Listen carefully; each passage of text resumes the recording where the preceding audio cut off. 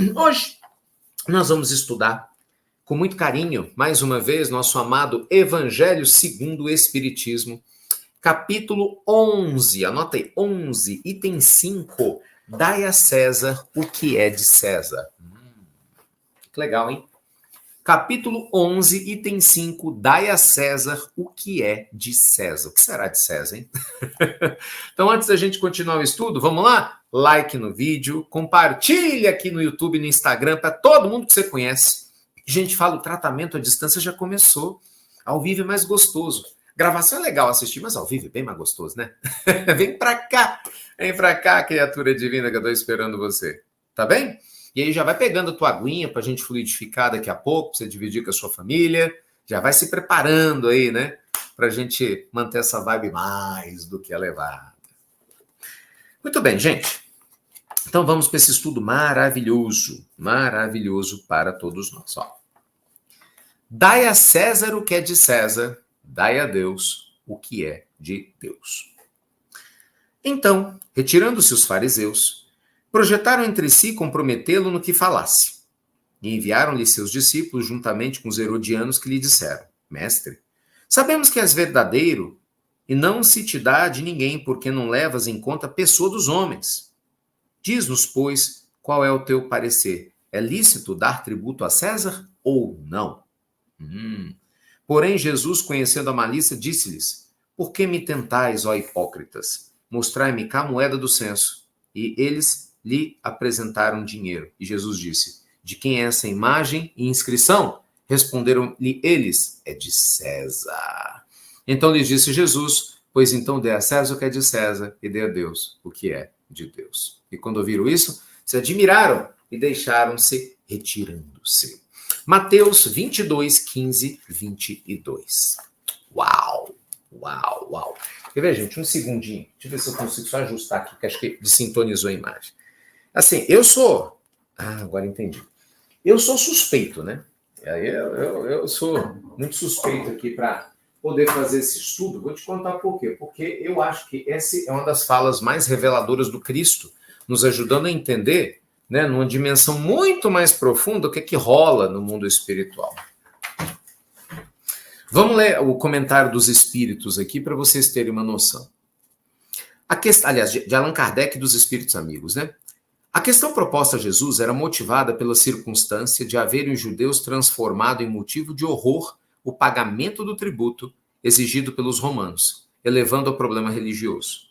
Numeroso partido se havia formado para rejeitar o imposto. O pagamento do tributo, portanto, era para eles uma questão de irritante atualidade, sem o que a pergunta feita a Jesus é lícito dar tributo a César ou não é? Não teria nenhum sentido, né? Então, essa questão era uma cilada, pois, segundo a resposta, esperavam excitar contra ele as autoridades romanas ou judeus dissidentes. Bem, Jesus, conhecendo a sua malícia, escapa à dificuldade, dando-lhes uma lição de justiça, ao dizer que dessem cada um o que lhes era devido. Essa máxima, dai a César o que é de César e a Deus o que é de Deus, não deve ser entendida de maneira restritiva e absoluta. Aliás, como sempre, né, gente? Cuidado com a interpretação das falas do Evangelho. Cuidado ao ser exagerado na interpretação das falas do Evangelho.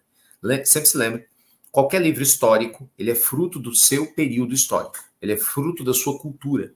É fruto da sua escrita. Né? E muitas vezes a tradução, né, trai o sentido original. Então, reforço aqui de Allan Kardec, né? Como os ensinamentos de Jesus é um princípio geral, resumindo numa forma prática usual e reduzido a uma circunstância particular. Esse princípio é uma consequência daquele que manda agir com os outros como queríamos que os outros agissem conosco. Ele condena todo o prejuízo moral e material causado aos outros, toda a violação dos seus interesses e prescreve o respeito aos direitos de cada um, como cada um deseja ver os seus respeitados. Estende-se ao cumprimento dos deveres contraídos para com a família, a sociedade, a autoridade, bem para com os indivíduos. Eita, gente, profundo. Deixa eu ver se já tem bateria aqui. Profundo, muito profundo. Meus amigos. Como é que fala o ditado? O buraco é mais embaixo.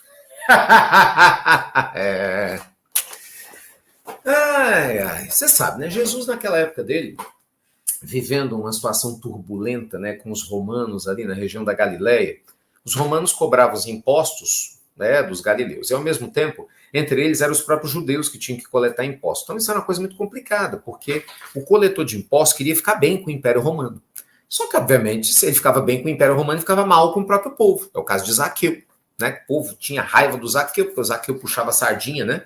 Os romanos, ao mesmo tempo, os romanos aliviavam, então Zaqueu ficava com dinheirinho extra. Era um jogo de interesse para poucos.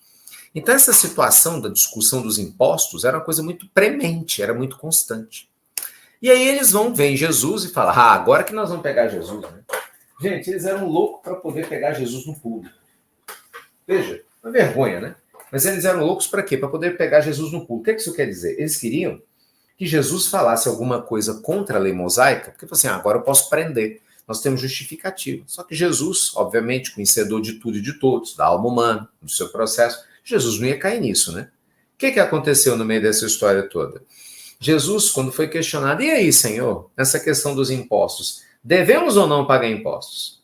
Gente, estava todo mundo esperando, né? Aqueles saduceus, os fariseus, aqueles romanos corruptos, né? Todos esperando que Jesus desse um motivo, falasse, esse Jesus vai se ferrar agora, porque ele vai falar que não é para pagar imposto, e aí a gente prende ele, né, por incitar a sonegação fiscal.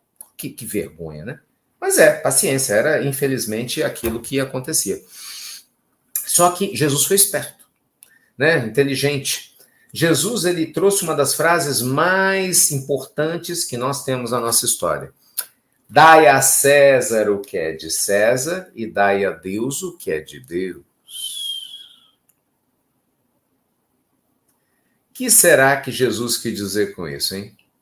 Dai a César o que é de César e dai a Deus o que é de Deus. Bem, para mim está muito claro. Jesus, gente, quis dizer o seguinte: cada um de nós tem suas responsabilidades, não é? Cada um de nós é responsável pela vida que vive, naturalmente. Cada um de nós é responsável pela existência que possui. Então é lógico que a gente tem as nossas responsabilidades materiais. Mas, gente, de forma nenhuma isso significa que você vai deixar de cuidar da sua parte espiritual. Porque uma coisa não tem nada a ver com a outra. Então, assim, eu vejo tantas pessoas, às vezes, assim, vamos cuidar daquilo que é de César, ou cuidar daquilo que pertence a Deus. Meu filho, tudo aquilo que é sagrado pertence a Deus. Então, quando você é uma pessoa tranquila, serena, quando você é uma pessoa que realmente cuida do seu corpo, você não está sendo apegado, você está cuidando do que é de Deus. Embora o corpo seja de César. César seria a matéria, né? Quando você cuida do seu trabalho, né? Você trabalha, você chega no horário, você cuida do seu trabalho material, sem ser uma pessoa pegada excessivamente, você não está, né, deixando de cumprir o seu papel, você está fazendo o que é de César. Então, existem, nessa metáfora o que é de César, um jeito de viver. E por que eu estou falando isso? Porque tem muita gente que está com problema espiritual porque não cuida do que é de César, das suas obrigações, sabe? Obrigação, gente. A gente tem impostos para pagar, nós temos, somos cidadãos. Obrigação de trabalhar ao invés de enrolar os outros, né? Obrigação de pagar as dívidas da gente ao invés de ficar endividado, enrolando as pessoas sabendo que você não vai pagar. Fique imaginando o tipo de energia que você gera. Você que faz dívida sabendo que não vai pagar dívida. Porque assim, tem pessoas honestas, tem pessoas trabalhadoras, tem ou não tem? Tem gente que, sabe, faz uma dívida e de repente surge um imprevisto. Então a pessoa fica toda constrangida, ela vai, ela avisa, me perdoa, eu vou atrasar, mas não é o que eu quero, eu não sou assim, não sou caloteiro. A pessoa se preocupa com o outro, isso é uma coisa. Estou falando disso não. Tem aquela pessoa que é sem vergonha. Tem aquela pessoa que tem falha de caráter. Não, fulano tem dinheiro. Não, isso é do governo, isso é falha de caráter. Me perdoe se tem alguém assim, mas é falha de caráter. Porque o que é de César, entende? Então, você não vai se tornar uma pessoa mais justa roubando do que é dos outros. Se uma pessoa te prestou um serviço ou vendeu um produto, ela merece receber. Então, às vezes, a gente se esquece que a gente está na vida material. E se você se equivoca na vida material, não, vou passar a perna no fulano, no Beltrano e tal, gente, a lei divina está vendo. Como assim? Como assim? Sabe? Aquele povo que adora falar mal dos outros, né? Faz uma fofoca, fuxico, tem um monte de gente assim, né? Adora. Gente, impressionante como tem gente que adora falar mal dos outros. Eu acho isso uma vergonha. Você esquece que a lei divina está te vendo? A lei divina vê a gente. Então, assim, nós temos que tomar muito cuidado, porque o dar a César aqui é cuide da matéria. Você está na vida material, mas não se confunda com a matéria. Entendeu? Cuide da matéria. Você está na vida material, mas não se confunda com ela. Dá a Deus o que é de Deus. Cuide do espírito. Dedique-se ao que é espiritual. Não misture com as coisas da matéria. Mas saiba que os dois coexistem. E é isso que tem que ser. Então, assim, quando a gente se torna, na minha opinião, uma pessoa trabalhando espiritualidade e riqueza, que eu sempre falo para vocês, você se torna uma pessoa inteira. Por quê? Porque quando você trabalha espiritualidade e riqueza ao mesmo tempo, você faz exatamente o que Jesus falou. Você dá a César o que é de César e a Deus o que é de Deus. E é isso que eu espero de vocês, é isso que eu falo para os meus alunos sempre. Você tem que fazer as duas coisas, sabe? Você está na matéria? É César, meu filho, não tem como esconder. A gente evolui aqui. Então, cuide do seu corpo, sim, da sua casa, sim, da sua vida material, sim, com respeito, com dignidade, com honestidade. Prospere, se for possível, que você vai ajudar um monte de gente. Claro que isso é importante. Mas nunca se esconda atrás desse desejo, como uma pessoa que é cheia de cobiça, e se perca. Tem gente, não, preciso de um carro. Não, preciso de uma roupa. Não, tem que crescer no trabalho. Aí pisa em todo mundo, mente, faz um monte de besteira. Peraí, não é isso não. E o seu espírito? Tem que cuidar do seu espírito. Né? E a honestidade? São valores espirituais. E o respeito? Né? E você fazer as coisas com um caráter de compaixão para ajudar também. Então, gente, esse mix de possibilidades eu enxergo aqui no Evangelho. Né?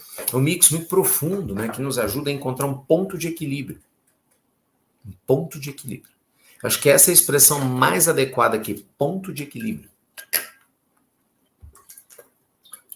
Que é aquilo que a gente precisa. É ou não é? Profundo. Muito profundo.